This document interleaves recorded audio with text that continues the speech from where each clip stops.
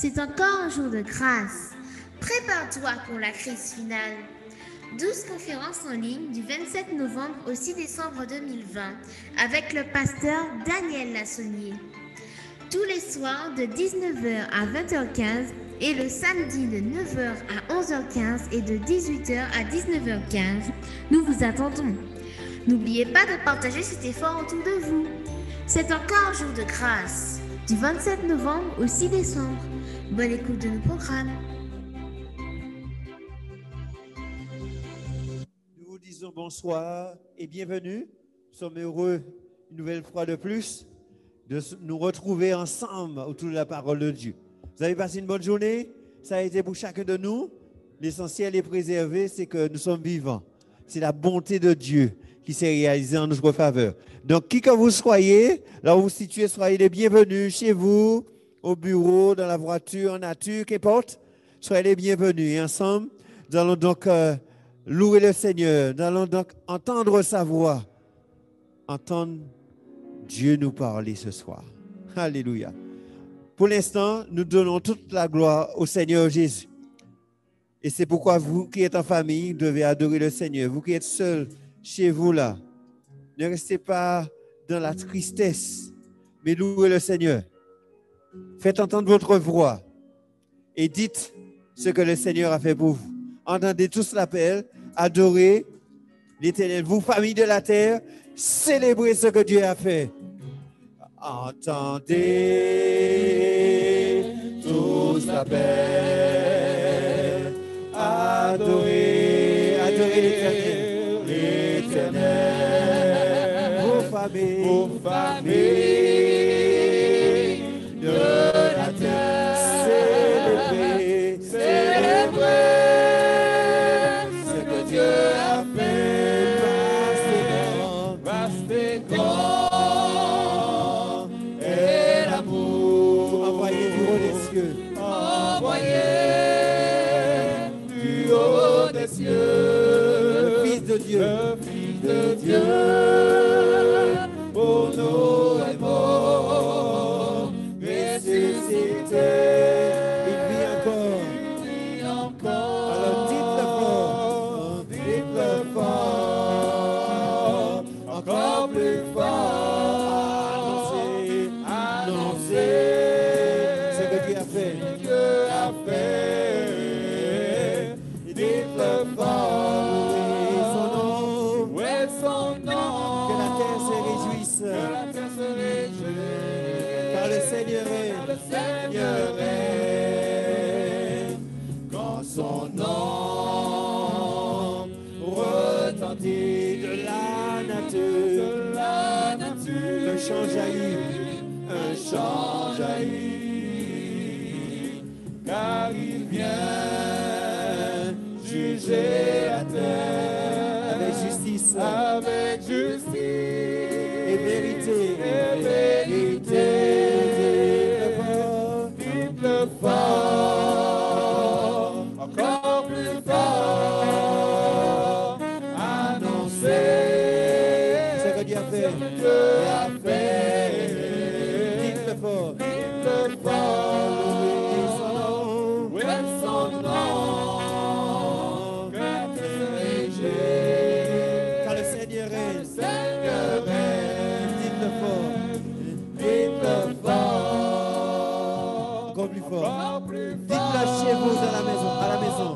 Annoncez. Dites-le dans la voiture. Ce que Dieu a fait. Dites-le fort.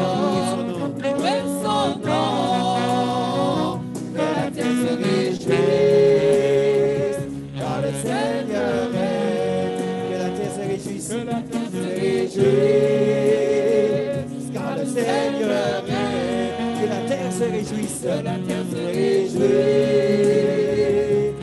le Seigneur règne.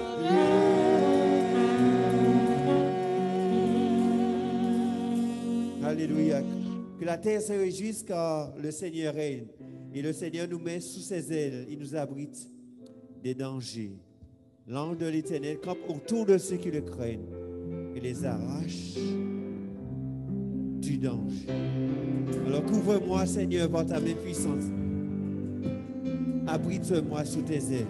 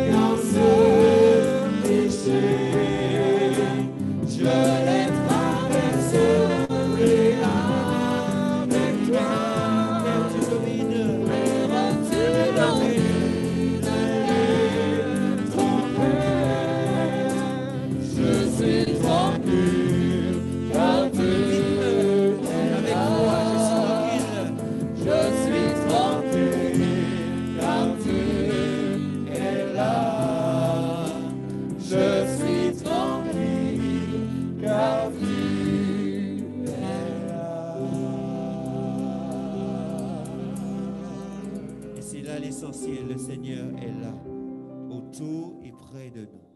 Il nous couvre de ses ailes. Il nous lave par son sang précieux. Il enlève notre iniquité. Et au pied de la croix maintenant, nous tout confus brisé, nous rendons. Je me rends, Seigneur. Enlève mon iniquité.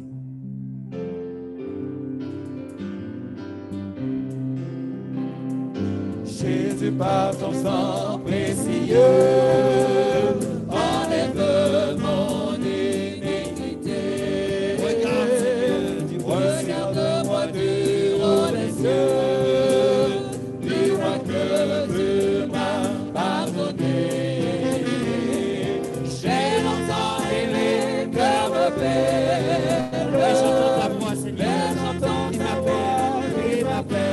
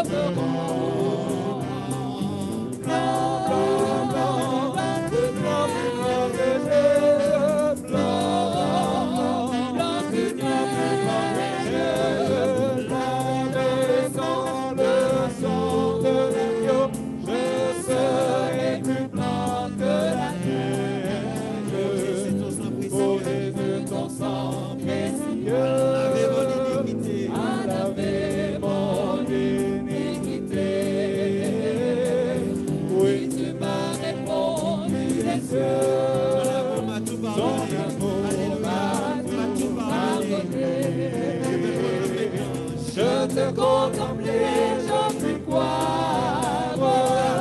En toi j'ai compris de victoire. Au pied de ta croix, maintenant, je me relève triomphant. Alléluia, la victoire est là. Blanc, blanc, blanc, plus blanc que Dieu. Blanc, blanc, blanc que neige. La maison de l'agneau, mon cœur est plus blanc que la neige. Blanc, blanc, blanc, plus blanc que Dieu. Blanc, blanc que neige. La maison de l'agneau, mon cœur est plus blanc que la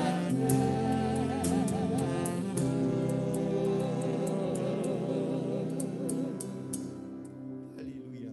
Le sang de Jésus purifie de toute iniquité. Il nous rend plus blancs que la neige. C'est une grâce, c'est un don gratuit, le pardon de Jésus. Pas besoin de payer, il est gratuit. Grâce de Dieu, merveille et don gratuit a dissipé la nuit. Christ m'a délivré. Grâce de Dieu.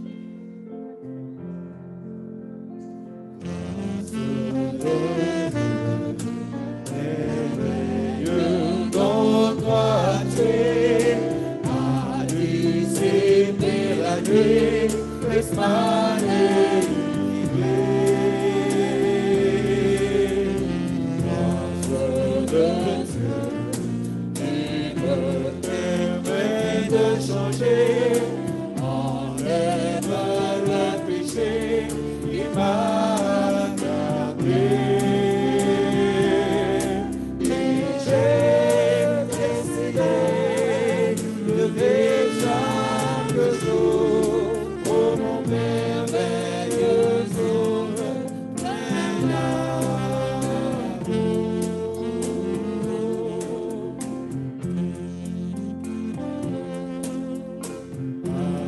Amour de Dieu qui est vainqueur de la mort, a transformé mon sort, il m'a pardonné.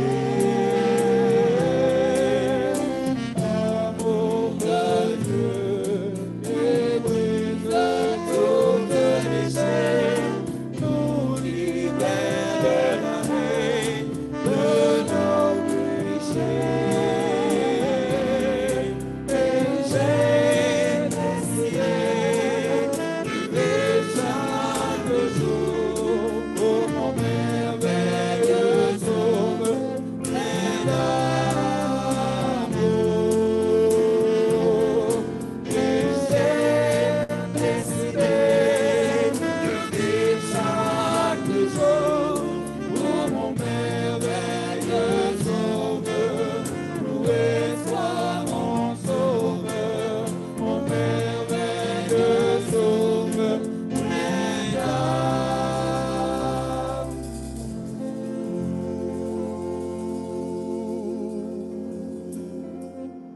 Alléluia. Que le nom du Seigneur soit béni. Bonne soirée.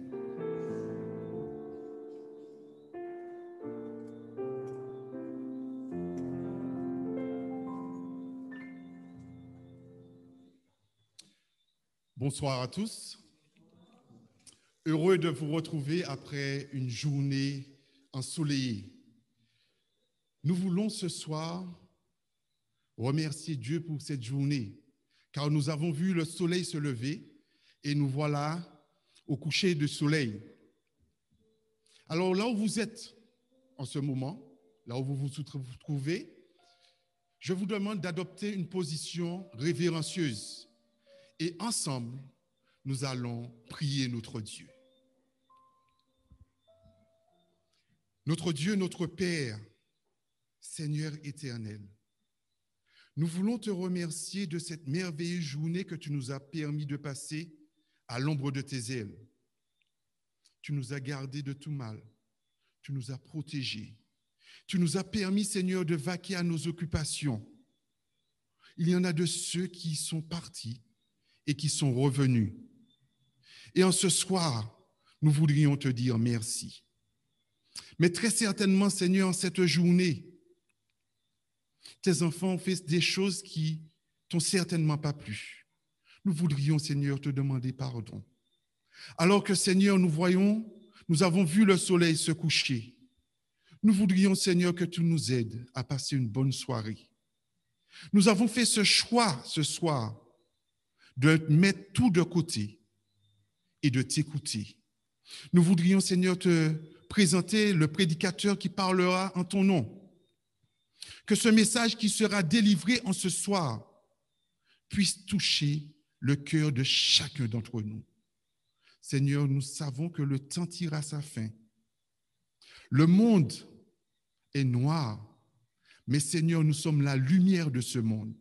Que nous puissions briller partout et que ceux qui en ont besoin puissent se rapprocher de cette lumière et trouvent grâce à tes yeux.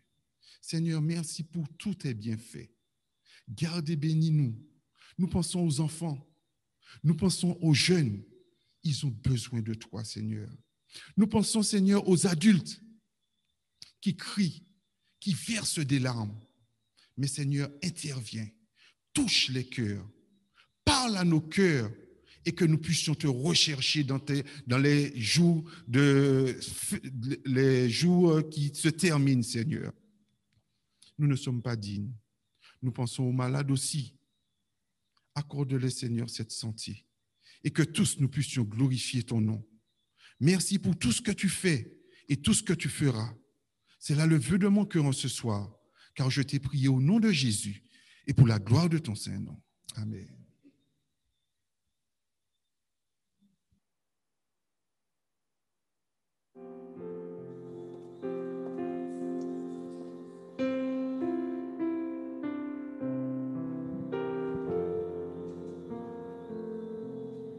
Ne crains rien quand ton ciel est noir. Dieu prendra soin de toi. Mais en lui, ton unique espoir, Dieu prendra soin de toi. Dieu prendra soin de toi sur le chemin jusqu'à la fin. Dieu prendra soin de toi tous les jours jusqu'à la fin. Dans les jours de l'adversité, Dieu prendra soin de toi. Lorsque pour toi tout est danger, Dieu prendra soin de toi. Dieu prendra soin de toi sur le chemin jusqu'à la fin. Dieu prendra soin de toi tous les jours jusqu'à la fin.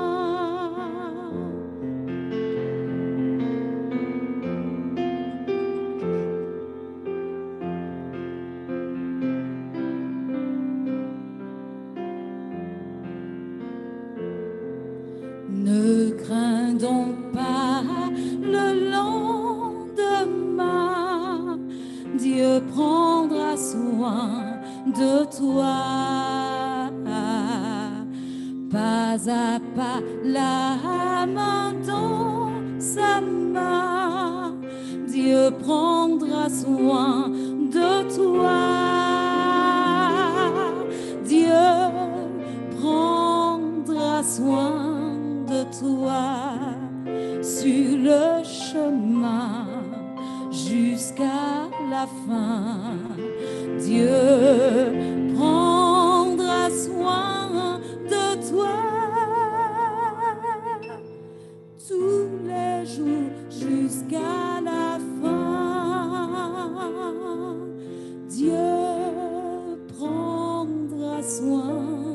de toi tous les jours jusqu'à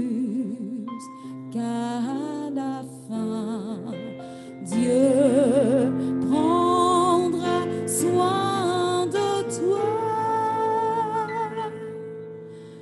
tous les jours jusqu'à la fin.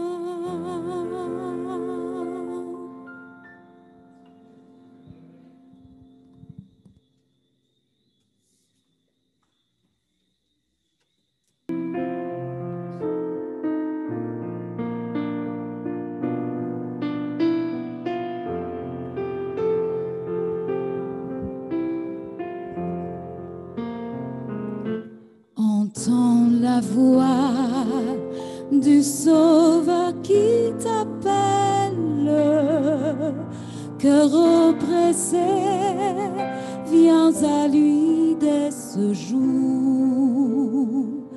Viens, hâte-toi, fuis ce monde rebelle. Le bon berger te cherche avec amour. Je suis venu, j'ai confessé ma honte. Il m'a lavé dans son sang précieux. Il m'a placé sur le sentier qui monte. Et c'est vers lui que tendent tous mes vœux. Il m'a placé sur le sentier qui monte. Et c'est vers lui que tendent tous mes vœux. Ô mon Sauveur, à toi louange et gloire pour tes bienfaits, pour ta grande bonté. Je veux partout proclamer ta victoire, ton grand amour et ta fidélité. Et pour toujours dans la gloire éternelle, avec les tiens, je vais bien te régner. J'entends l'écho de ta voix qui m'appelle. Conduis mes pas au céleste berger. J'entends l'écho de ta voix qui m'appelle.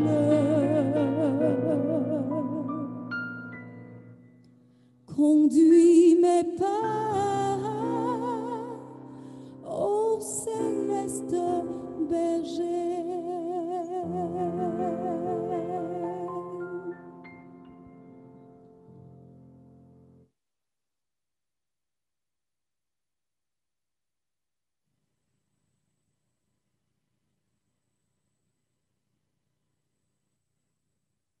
C'est encore un jour de grâce. Tout de suite, votre conférencier, le pasteur Daniel Lassonnier.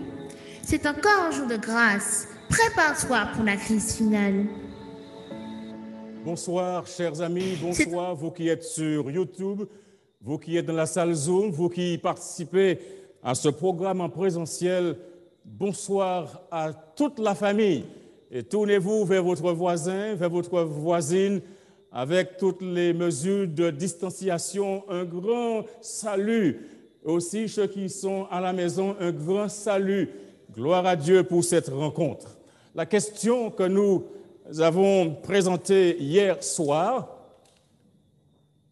faut-il garder le sabbat ou le dimanche? Il semble que ces deux jours divisent l'humanité. Il semble que les gens se posent des questions. Ici et là, il y a de fervents adorateurs, des gens qui aiment Dieu. Et nous voudrions vous encourager à continuer à faire confiance à Dieu. Nous voudrions vous inviter à vous assurer que la personne que vous servez soit vraiment le Dieu des cieux, celui qui a créé le monde, celui qui nous soutient et qui nous bénit chaque jour. Tout enseignement de la Sainte Parole doit être ancré en Jésus-Christ.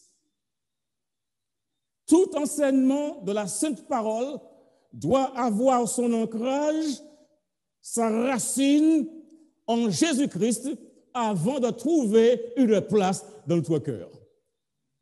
En d'autres termes, cela signifie, avant de nous dire que cette parole est bonne parce qu'elle pourrait résonner de manière extraordinaire, devons nous assurer que la parole est ancrée en Jésus-Christ. Et tout prédicateur qui se place devant vous doit avoir un message qui élève Jésus-Christ. Un message qui met Christ au centre parce que Jésus-Christ, il est essentiel, il est vital pour vous et pour moi. Tout message doit être centré sur Jésus parce que Jésus nous déclare, sans moi, vous ne pouvez rien faire.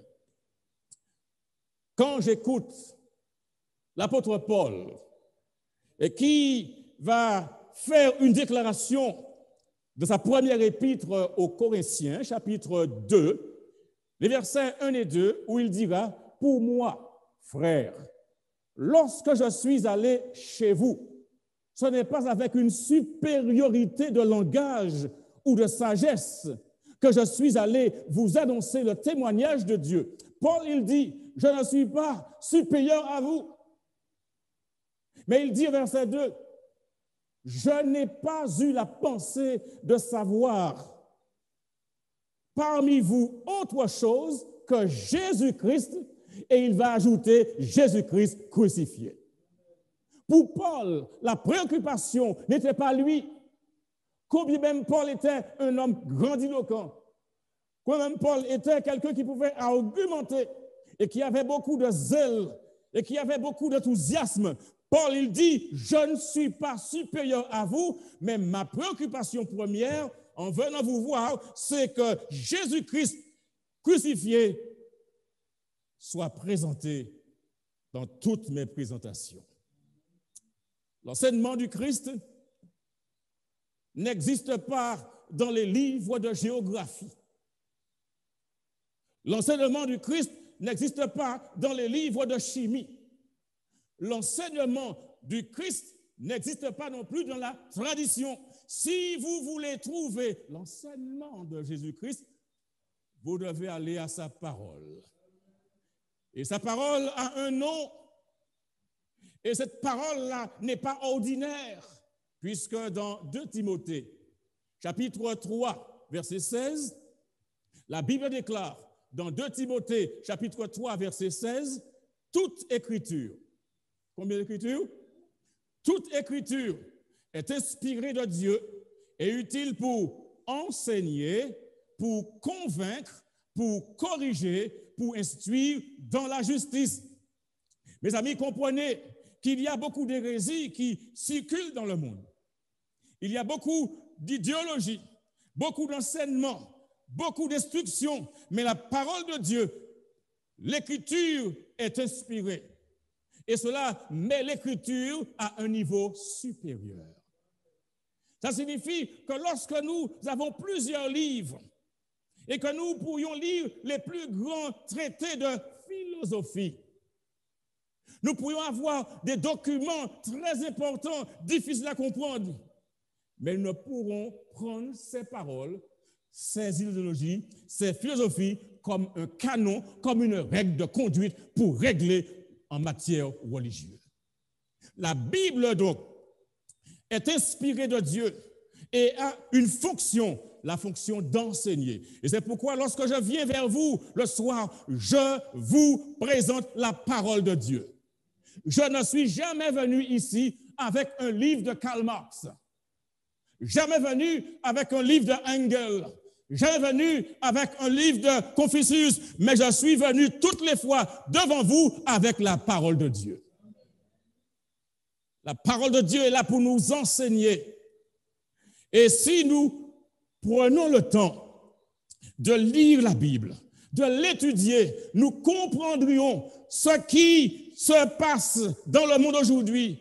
Bien souvent, la parole de Dieu est ignorée et à ce moment-là, on marche tête en bas. Hello? Et quand on marche tête en bas, on ne voit pas bien du tout. On pense que tout le monde est dans l'erreur alors qu'on est tête en bas soi-même. La parole de Dieu est là pour convaincre. Et quand on arrive à la vérité, c'est comme des gens qui ne savaient pas que le sabbat avait une réalité importante. Et quand ils découvrent le sabbat, eh bien, ils se mettent à la mettre en pratique, à le mettre en pratique, parce que l'Écriture a enseigné et a convaincu que c'est le jour qu'il faut se reposer. Pour corriger, pour instruire dans la justice. Le seul endroit donc où un chrétien ou une chrétienne qui croit au Christ ira chercher la vérité est dans la Bible. Le seul endroit. Vous avez vu comment le monde scientifique est divisé aujourd'hui? Il n'arrive pas à s'entendre sur la question du traitement qu'il faille trouver et appliquer pour le problème de ce virus appelé Corona. Cette couronne-là divise les gens. Mais je vous dis, mes amis, le seul endroit où un chrétien, le seul endroit où une chrétienne qui croit en Christ doit aller chercher la vérité, c'est dans la Bible. La Bible est utile pour la doctrine. La Bible est utile pour nous dire la vérité, pour nous enseigner. Elle est inspirée et d'actualité. Comprenez bien ce que je dis.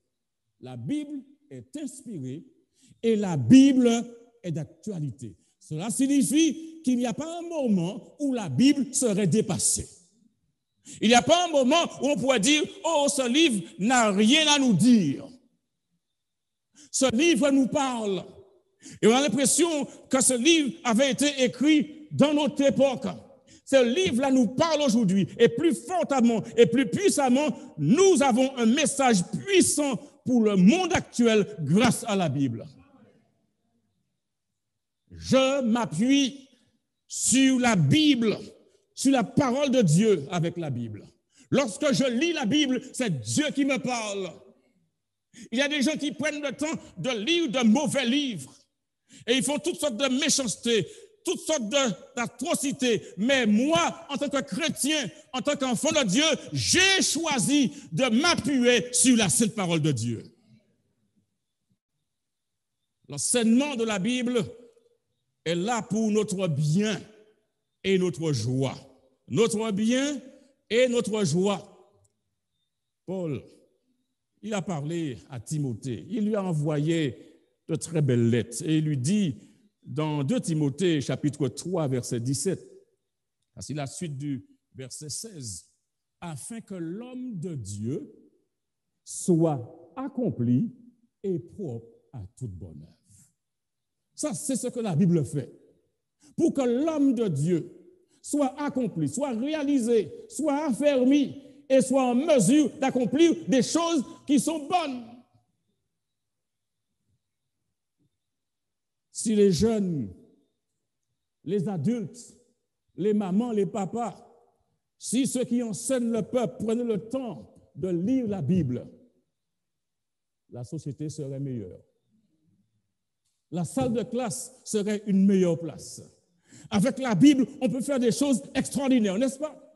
Il y a des gens qui ont appris à lire en étudiant la Bible. Je connais quelqu'un qui a appris à lire avec la Bible. Et aujourd'hui, cette personne est un prédicateur de l'Évangile. Mais quand il a fait ses premiers pas pour lire, apprendre à lire, et je vous parle de l'apprentissage de la lecture, eh bien, c'est la Bible qui était là. Et aujourd'hui, cet homme-là est un vaillant prédicateur de l'Éternel. La dernière fois, il m'a envoyé une vidéo et j'étais admiratif parce que, vous savez, j'ai vu cet homme se développer. Et là, il est un prédicateur de l'Évangile,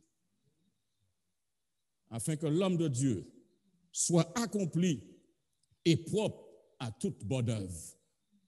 Le meilleur exemple que l'Église chrétienne possède se trouve dans son fondateur. Le meilleur exemple que le christianisme possède se trouve dans son fondateur. Et le fondateur du christianisme, c'est qui est-ce? C'est Jésus-Christ. Beaucoup de personnes prennent le temps de regarder ceux qui sont autour et se découragent parce que ce qu'ils voient n'est pas intéressant. Ils regardent et ils se disent que les gens font ceci, les gens font cela, et ils se découragent. Je vous dis, mes amis, ne regardez pas à ce que font les gens.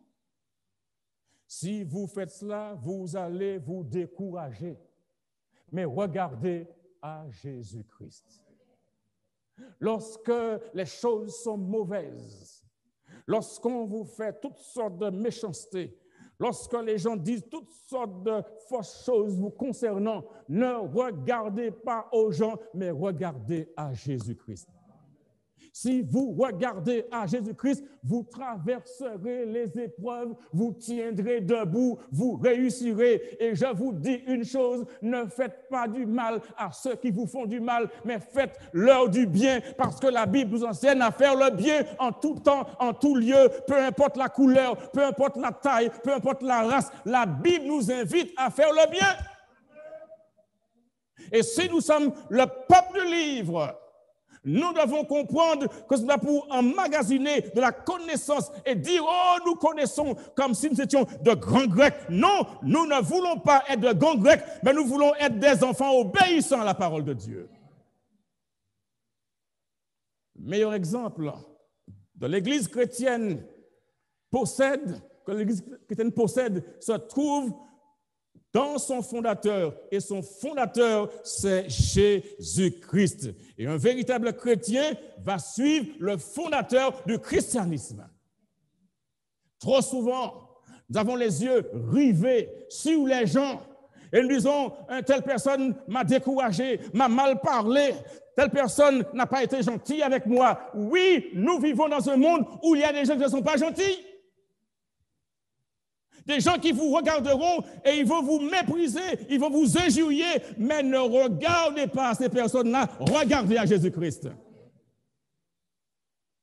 véritable chrétien suit Jésus-Christ. Voilà ce qui est dit dans 1 Jean, chapitre 2, verset 6. 1 Jean, chapitre 2, verset 6. La Bible déclare dans 1 Jean, chapitre 2, verset 6, « Celui qui dit qu'il demeure en lui doit marcher aussi comme il a marché lui-même. » Si nous disons que nous sommes des chrétiens, que nous sommes en Jésus, que nous demeurons en Jésus, nous devons aussi marcher comme Jésus a marché. Et ça ne doit pas être une récitation. Vous savez, une récitation, on la prend pour un jour ou pour deux.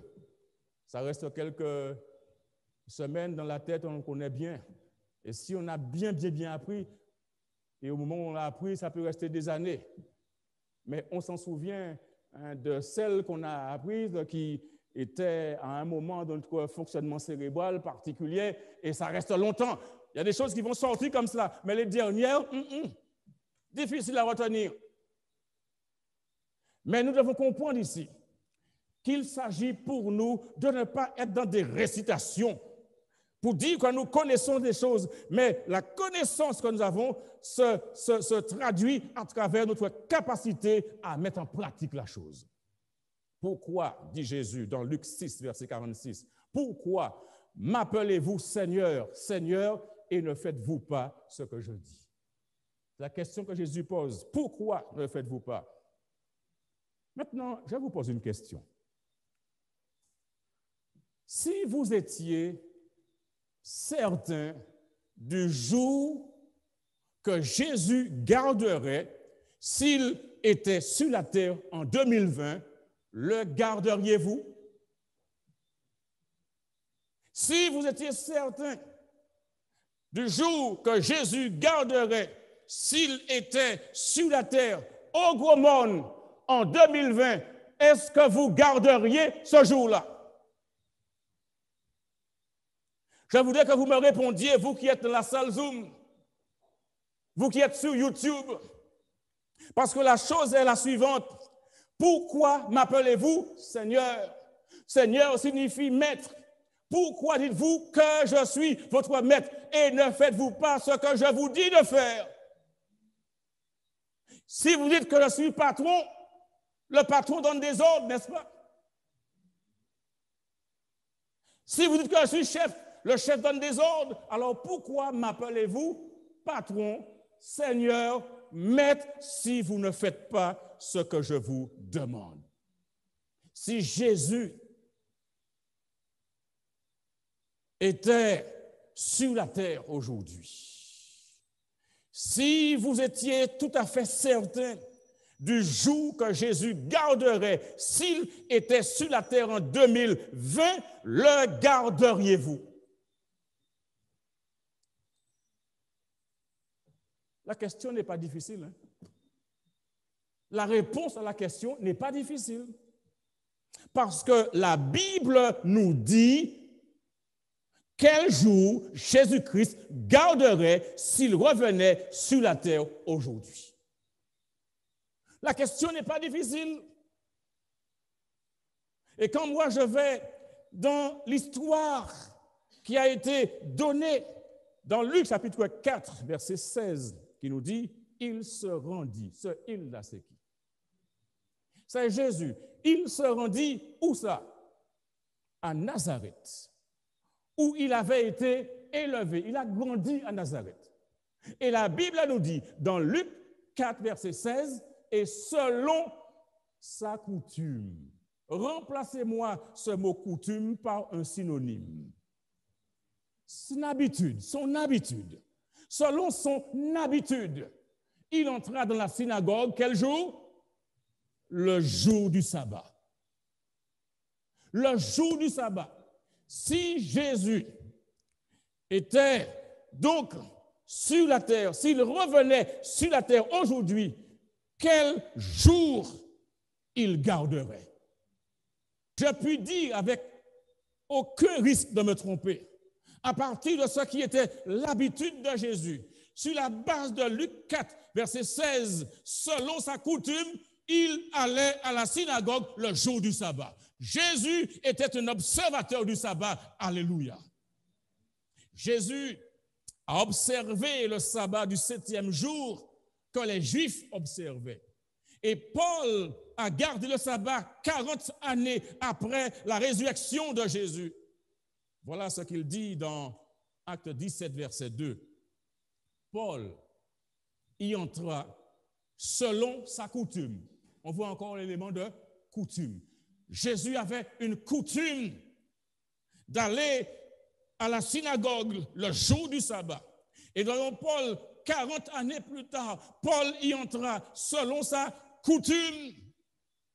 Et cela pendant 3 sabbats. Il discuta avec eux d'après les Écritures. Les païens, les gentils, l'ont gardé après l'ascension de Christ. Dans Acte 13, versets 42 à 44, la Bible enseigne. Lorsqu'ils sortirent, on les pria de parler le sabbat suivant sur les mêmes choses. Si on se mettait à prêcher les mêmes choses sabbat après sabbat, peut-être que sur le plan de la chanson, on écouterait Sœur Denise sans problème. Mais en matière de prédication, peut-être que les gens ne seraient pas aussi intéressés à ce qu'on prêche les mêmes choses chaque samedi. Mais la Bible déclare ici, lorsqu'ils sortirent, on les pria de parler le sabbat suivant sur les mêmes choses. Le sabbat suivant, presque toute la ville se rassembla pour entendre la parole de Dieu. Nous sommes ici, mes amis, au niveau de Paul, le sabbat d'après et toute la ville. Vous imaginez, le sabbat d'après, tout le gros monde arrive. et ils parlaient des mêmes choses. C'est intéressant. Maintenant, parlons du jour du Seigneur. Le jour du Seigneur, c'est quoi? On requiert de l'homme qu'il adore Dieu 7 jours sur 7. Mais Dieu a mis à part un jour spécial pour le culte, un jour spécial pour l'adoration. Mais nous n'adorons pas Dieu uniquement le 7e jour. Chaque jour, nous devons être dans l'adoration. Amen. Chaque jour, nous devons nous unir devant Dieu. Chaque jour, nous devons le remercier parce que chaque jour, il prend soin de nous. Mais le 7e jour, il y a une grande célébration. Et pour entrer dans cette célébration-là, il faut s'entraîner les premiers jours de la semaine jusqu'au 7e jour afin d'entrer dans les meilleures dispositions dans cette grande célébration du 7e jour.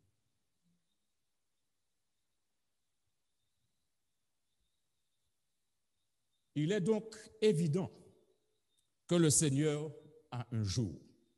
Et l'Apocalypse nous parle puissamment au chapitre 1, verset 10, où il dit, c'est Jean qui parle dans l'Apocalypse 1, verset 10, « Je fus ravi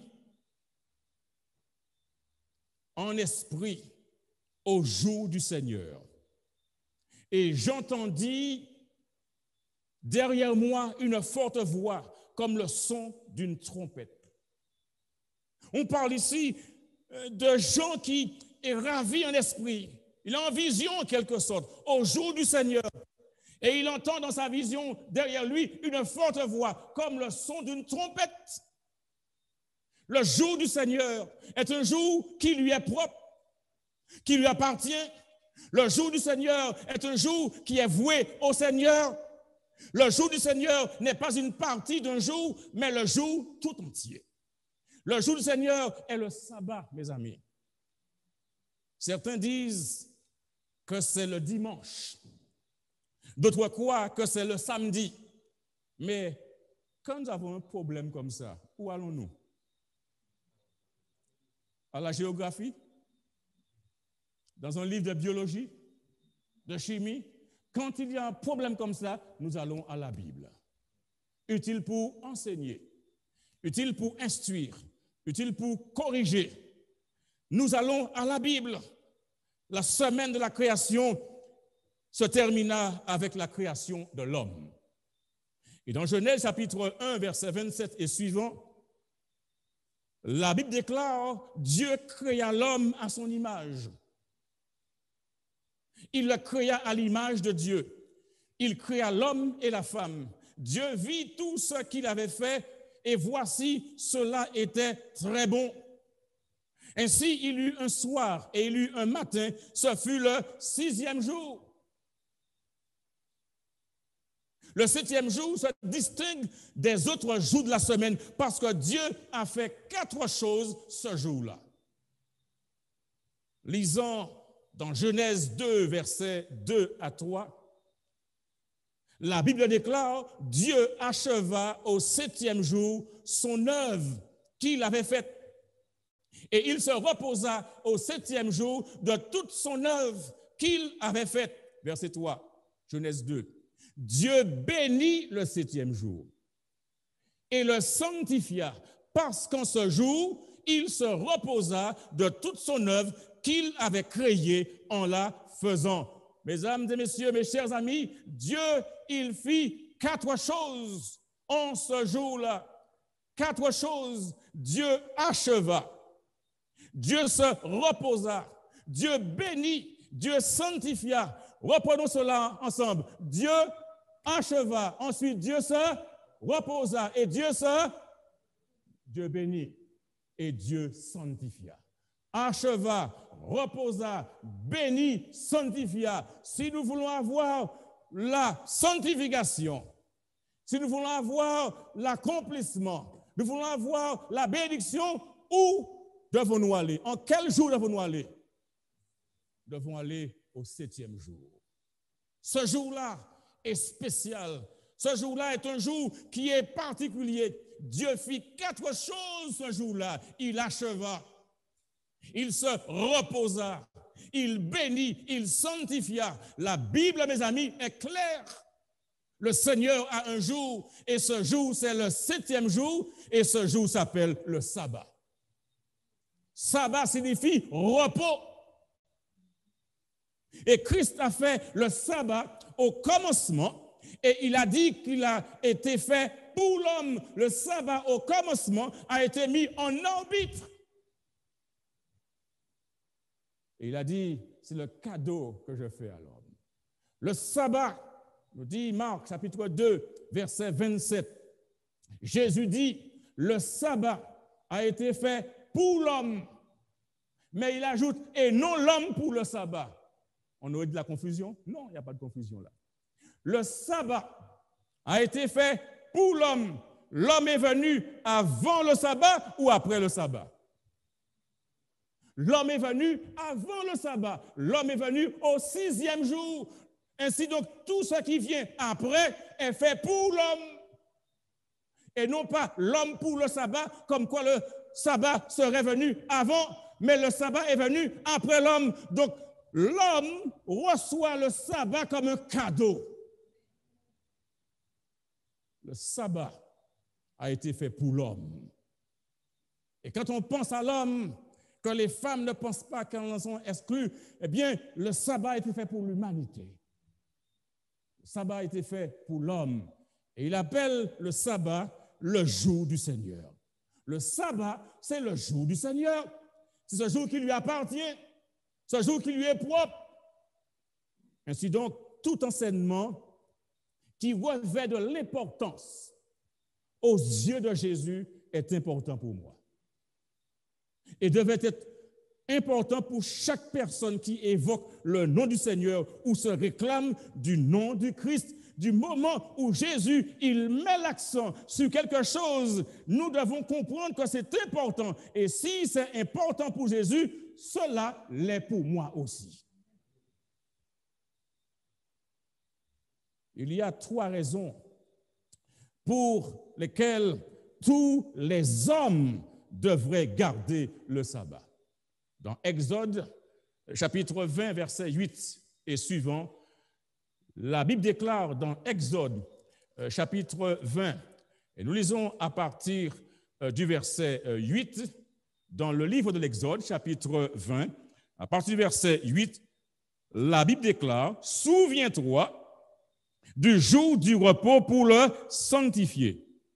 Tu travailleras 6 jours et tu feras tout ton ouvrage, mais le 7e jour est le jour du repos de l'Éternel, ton Dieu.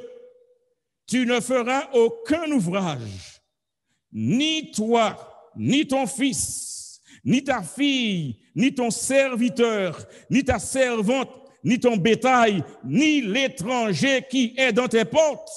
Car en 6 jours, l'Éternel a fait les cieux, la terre et la mer et tout ce qui est contenu, et il s'est reposé le 7e jour. C'est pourquoi l'Éternel a béni le jour du repos et l'a sanctifié.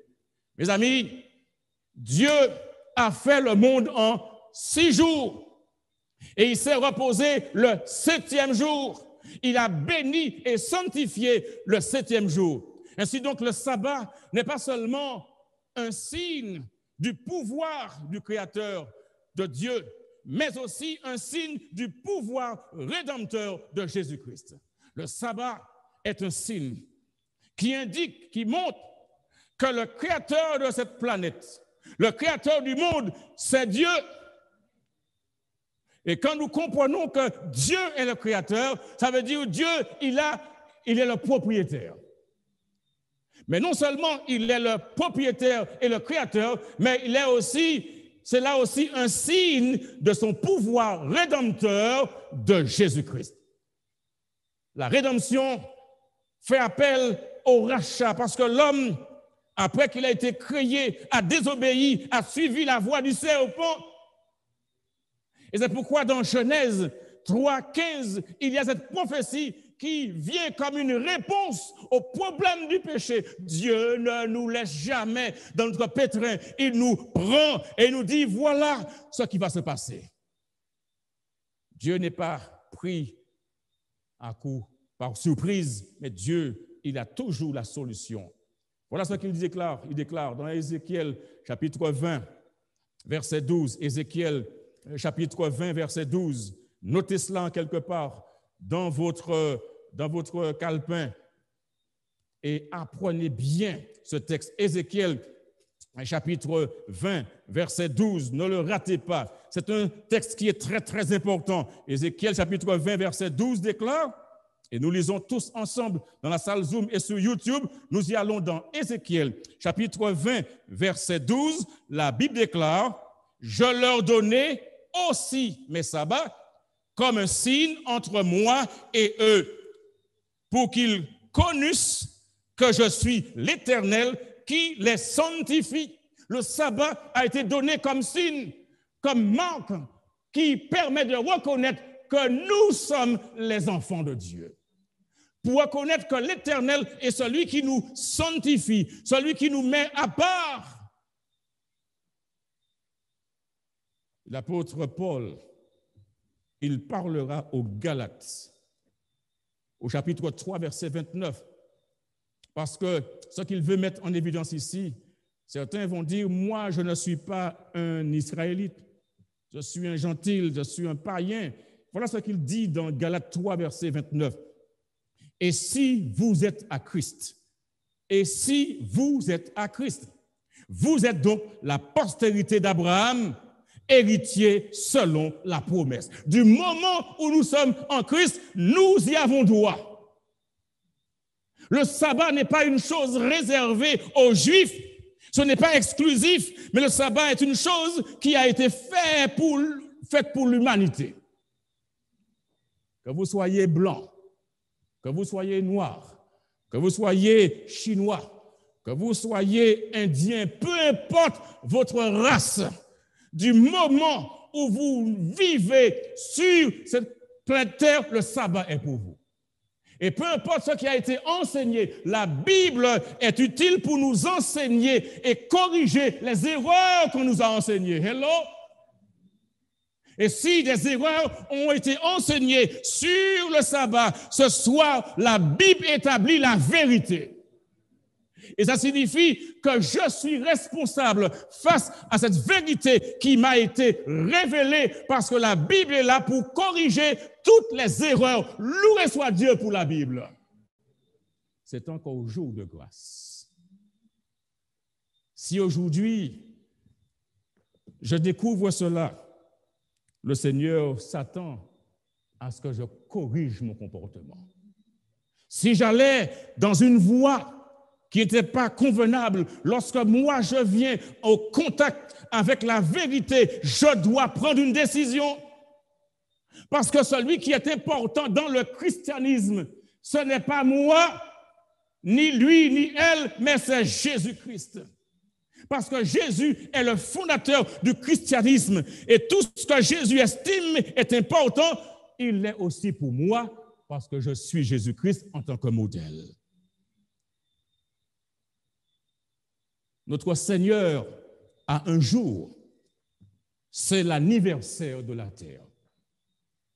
Oh, on aurait pu venir ici avec un gros gâteau ce soir. Lorsqu'il y a anniversaire, on doit attendre une année. Et pour certains qui sont nés le 29 février, ils fêtent leur anniversaire tous les 4 ans. Mais l'anniversaire de la terre n'attend pas chaque année.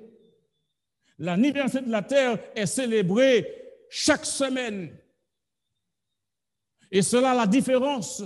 L'anniversaire de la terre est un mémorial de la création qui commence au coucher du soleil et qui se termine au coucher du soleil. Dans Lévitique, chapitre 23, verset 32, la Bible déclare dans Lévitique 23, 32, « Ce sera pour vous un sabbat, un jour de repos, et vous humilierez vos âmes dès le soir du 9e jour jusqu'au soir suivant, vous célébrerez votre sabbat. » Et quand nous allons dans Marc 1, verset 32, la Bible déclare encore, le soir, après le coucher du soleil, on lui amena tous les malades et les démoniaques. Mes amis, lorsqu'il est question du jour, dans la Genèse, il eut un soir et il eut un matin, ce fut le premier jour. Il eut un soir et il eut un matin, ce fut le deuxième jour. Il eut un soir et il eut un matin, ce fut le troisième jour. Il eut un soir et il eut un matin, ce fut le quatrième jour. Il eut un soir et il eut un matin, ce fut le cinquième jour. Il eut un soir et il eut un matin, ce fut le sixième jour. Mes amis, le jour commence au coucher du soleil et se termine au coucher du soleil. Ainsi, nous comprenons que le sabbat se situe dans cet intervalle-là. Christ a respecté l'anniversaire de la terre quand il est mort. Il s'est écrié, tout est accompli. Lorsque nous allons dans Jean 19, verset 30, l'Écriture déclare dans Jean 19, verset 30, quand Jésus eut pris le vinaigre, il dit, tout est accompli. Et baissant la tête, il rendit l'esprit. Tout est accompli. Ce que Jésus était venu faire pour l'humanité, eh bien, il avait atteint sa réalisation. Tout est accompli. Et loué soit Dieu pour Jésus qui vient et qui accomplit toutes choses en sorte que vous et moi, nous ayons le salut. Il se reposa dans la tombe toute la journée du sabbat. Il se reposa dans la tombe toute la journée du samedi, conformément à ce qu'il avait mis en place à la création.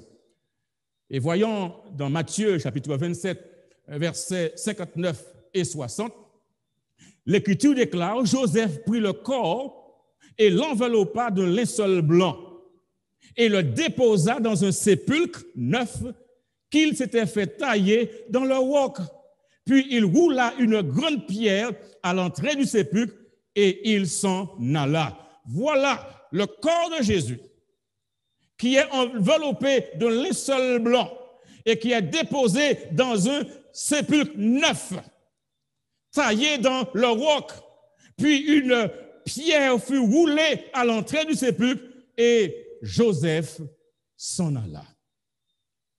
Et Jésus est ressuscité le dimanche matin avant le lever du soleil. Dans Luc 24, versets 1 et 2, la Bible déclare, le premier jour de la semaine, elle se rendit au sépulcre de grand matin, portant des aromates qu'elles avaient préparés. Elles trouvèrent que la pierre avait été roulée de devant le sépulcre. Chers amis, je garde le sabbat du 7e jour parce que Jésus l'a gardé à la création et l'a respecté à la rédemption. Il s'est reposé à la création et il s'est reposé à la rédemption et je dis Alléluia. Il est important, mes amis, d'accepter la vérité. Important d'accepter la vérité. Cela est vital, mais marcher dans la lumière est encore plus important. Vous ne pouvez mettre en doute les vérités qui vous ont été présentées ce soir à partir de la parole de Dieu. Impossible. Et je sais que vous croyez que ce que Dieu dit est vrai, n'est-ce pas? Il est important que vous marchiez non pas dans les ténèbres, mais dans la lumière. À partir de ce soir, la lumière est venue. Autrefois, tout ce qui n'était pas en harmonie avec ce que l'enseignement de la Bible donnait, eh bien, étaient les ténèbres. Mais aujourd'hui, la lumière est venue et nous ne marchons plus dans les ténèbres, nous marchons, alléluia, dans la lumière. Dans 1 Jean, chapitre 1, verset 6, l'Écriture déclare, si nous disons que nous sommes en communion avec lui et que nous marchions dans les ténèbres, nous mentons et nous ne pratiquons pas la vérité. Et au verset 7 de 1 Jean 1, mais si nous marchons dans la lumière, comme il est lui-même dans la lumière, rappelez-vous que Jésus a déclaré, je suis la lumière du monde. Si nous marchons dans la lumière, comme Jésus est lui-même dans la lumière, nous sommes mutuellement en communion et le sang de Jésus, son Fils, nous purifie de tout péché. Ma question est pour vous ce soir. Désirez-vous marcher dans la lumière. La lumière que Dieu donne dans sa parole. Croyez-vous que c'est important de marcher dans la lumière dès ce soir? N'attendez pas de connaître beaucoup de choses. Il y a des gens qui attendent la dernière minute pour réviser, pour un examen. Ils passent tout leur temps et ils attendent la dernière minute. Et c'est compliqué d'étudier pour un examen majeur et de laisser toute chose à la dernière minute. Ce que je vous donne comme conseil, mes amis, n'attendez pas que vous ayez la connaissance de toute la Bible pour commencer à mettre en pratique, mais dès l'instant où la lumière vous apparaît, alors marchez dans la lumière. Du moment où la connaissance vous est donnée, appliquez cette connaissance, ce sera beaucoup plus facile. J'aimerais ce soir prier avec vous, afin que vous continuiez de marcher dans la lumière de la vérité de Dieu. Je voudrais ce soir que vous compreniez une chose. Ce n'est pas possible par vous-même. Il y a beaucoup qui essaient par leurs propres moyens. Ils font à leur guise. Ils veulent simplement dire, eh bien, je vais m'exercer. Mais ce que je vous dis, mettez en pratique la parole de Dieu.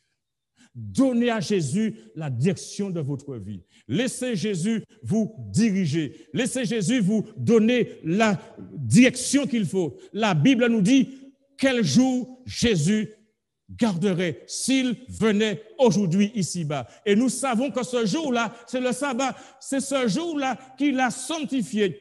Ce jour-là qu'il a béni. Ce jour-là auquel il s'est reposé, et nous savons que toutes les fois où nous mettons Dieu en avant, nous le suivons parce que Jésus, il est notre exemple. Jésus, je te suivrai partout. C'est une prière. Suivre Jésus partout, c'est marcher dans la lumière. Parce que Jésus est la lumière. Suivre Jésus partout, c'est être sûr de ne pas se tromper. Parce que Jésus est le chemin. Suivre Jésus partout, c'est rester dans la vérité. Parce que Jésus est la vérité. Suivre Jésus partout, c'est avoir la vie. Parce que Jésus est la vie. Je vous invite à suivre Jésus ce soir dans le sabbat. Et vous qui êtes fatigués, vous qui êtes tracassés, stressés, vous qui n'arrivez pas à trouver un moment pour vous reposer, suivez Jésus dans le repos du sabbat. Et vous verrez que vous retrouverez votre équilibre. Vous trouverez que votre tranquillité reviendra, la sérénité, la paix. Vous pourrez dormir au milieu de la tempête. Suivez Jésus dans le repos. Il dit, faites des amours, vous tous qui êtes fatigués et chargés, et je vous donnerai du repos. Prenez mon joug sur vous et mon fardeau. Mon joug est léger. Suivez Jésus. Toi qui découvre ce soir la vérité du sabbat. Toi qui autrefois avais des doutes, mais la parole de Dieu t'a été révélée. Et tu as compris que le sabbat, c'est pour toi. Jésus ayant dit, le sabbat a été fait pour l'homme. Commence dès aujourd'hui, puisque nous sommes déjà dans le sabbat, à observer le sabbat. Et chaque jour de la semaine, prépare-toi pour le 7e jour, pour que la fête, cet anniversaire de la création qui est symbolisé, qui est mis, qui est réglé par le sabbat et qui permet de reconnaître que c'est un signe auquel on reconnaît les vrais enfants de Dieu, que cela soit une marque sur toi. Sois obéissant. Ne marche pas dans le désordre, mais donne à Jésus une chance dans ta vie. Toi qui cours à droite et à gauche et qui penses que si tu ne t'arrêtes pas le samedi, tu perdras un bon commerce. Non, tu te fais du tort, mais arrête-toi et donne à Jésus toute la place dans ta vie Et tu verras que tu vas équilibrer ce budget-là sans la vente du samedi. Jésus est prêt à faire cela pour toi. Le diable t'a fourvoyé.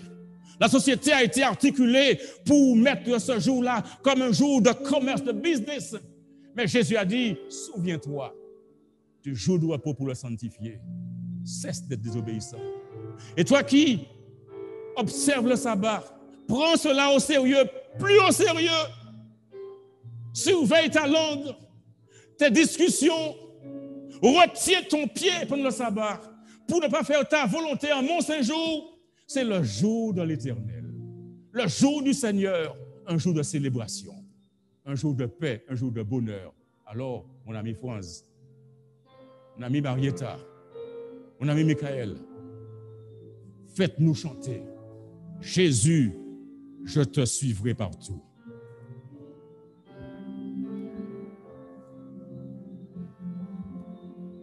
Jésus, je te suivrai partout. Jésus, je te suivrai partout. Soit dans la tristesse, soit dans la détresse. Jésus, je te suivrai partout.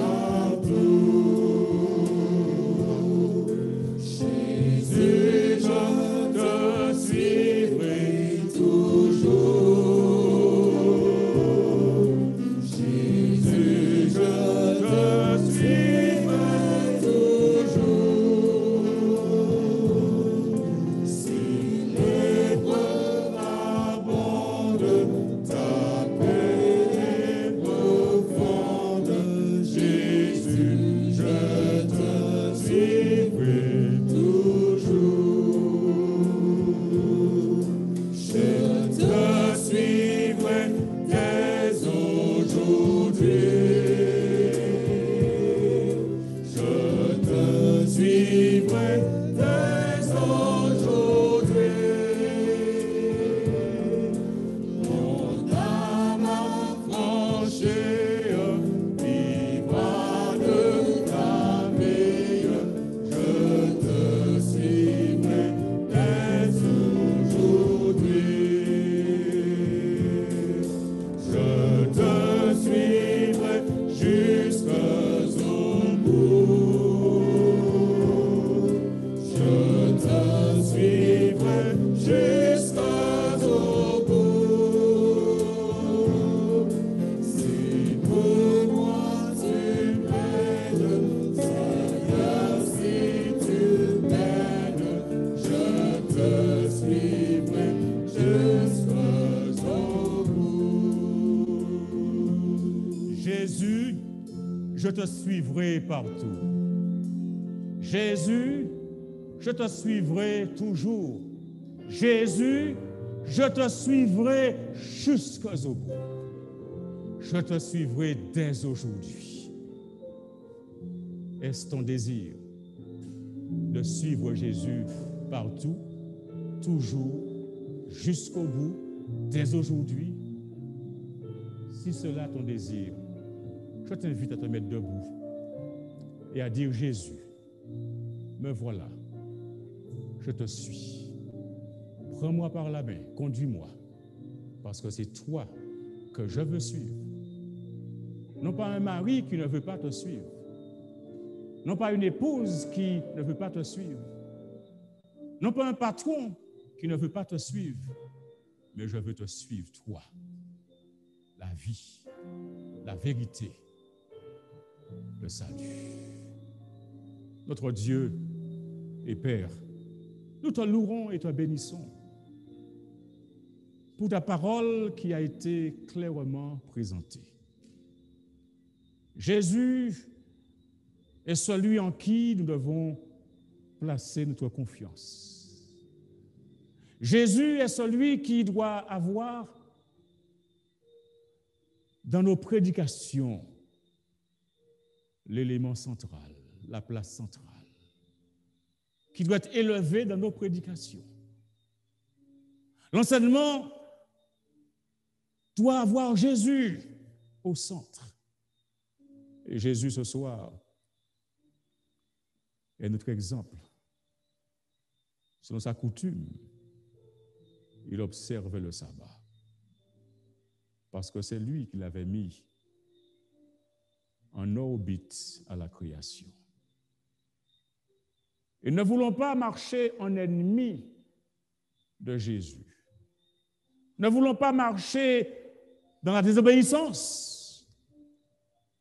Mais nous voulons recevoir ce signe qui indique que tu nous sanctifies et que nous t'appartenons. Aide-nous désormais, Père, à pratiquer ce sabbat, parce que c'est toi qui es digne d'adoration. Ne voulons pas donner à l'ennemi accès à nos vies. Ne voulons pas être des renégats, être des récalcitrants, mais nous voulons être obéissants, dociles à ta voix. Ô Père, viens dans nos vies et fais un nettoyage. Ramène-nous l'équilibre dont nous avons besoin pour que nous réfléchissions bien. Dans le repos, guéris-nous physiquement. Dans le repos, guéris-nous mentalement. Dans le repos, guéris-nous émotionnellement. Dans le repos, guéris-nous socialement. Guéris-nous dans le repos spirituellement.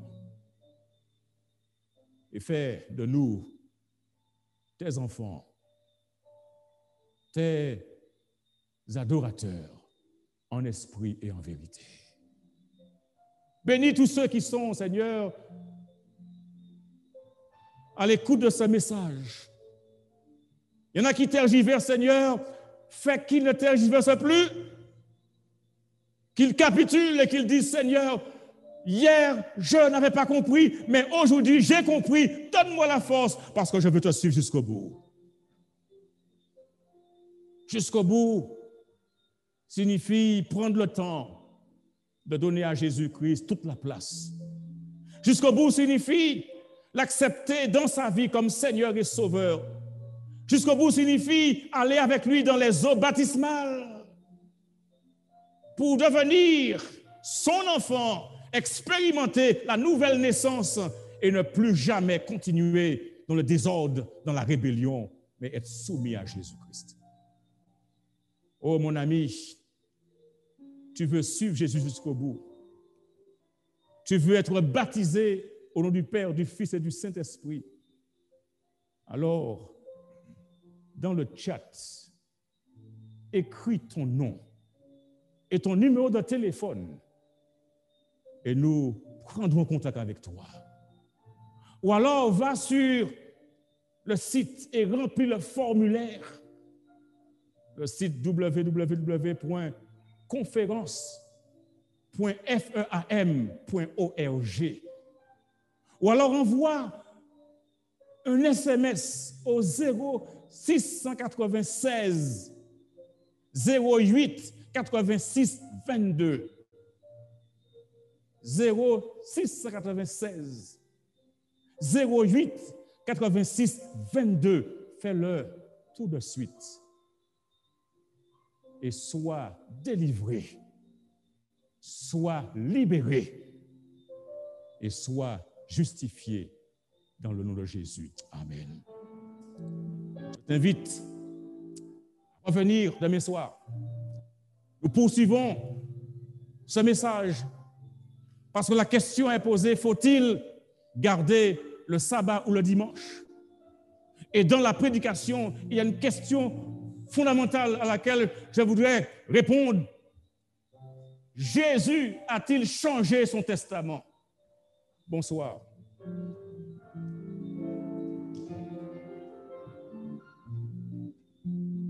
Grâce de Dieu, merveilleux de Dieu.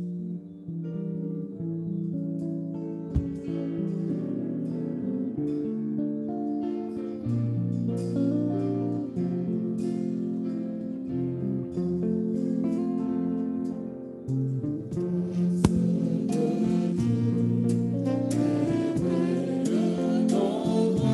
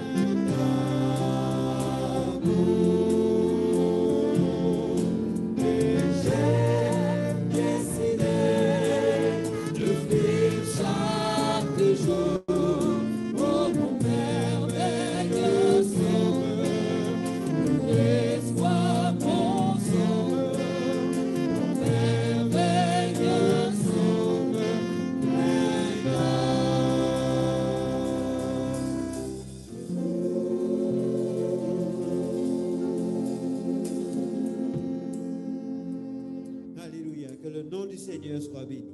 Nous avons été enrichis par sa parole. Et n'oubliez pas le numéro de téléphone que vous avez noté en rouge chez vous. Vous pouvez nous contacter, vous voulez prendre la décision de suivre Jésus dans toute la vérité. Alors, téléphonez maintenant 0696 088 622. 0696 088 622. Nous serons très heureux de vous répondre. Ou bien nous envoyer un mail à l'adresse suivante ultimesauvetage@yahoo.com. Que Dieu nous bénisse. Nous avons rendez-vous. Quand est-ce? Voilà, demain soir, 19h, nous entamerons la louange, une louange extraordinaire demain soir, puis ce sera l'ouverture du sabbat. Que Dieu nous bénisse, que Dieu veille sur nous et sur toute notre famille. À demain soir, si Dieu veut. C'est encore jour de grâce. Prépare-toi pour la crise finale. Nous vous remercions de nous avoir suivis et nous espérons que vous serez avec nous demain pour notre prochaine conférence. Vous souhaitez prendre contact avec nous pour un sujet de prière ou autre? Un numéro 0696 08 86 22 0696 08 86 22 ou contactez-nous à l'adresse email suivante ultimesauvetage_yahoo.com ultimesauvetage_yahoo.com. L'équipe d'Ultime Sauvetage vous remercie pour votre écoute. À bientôt.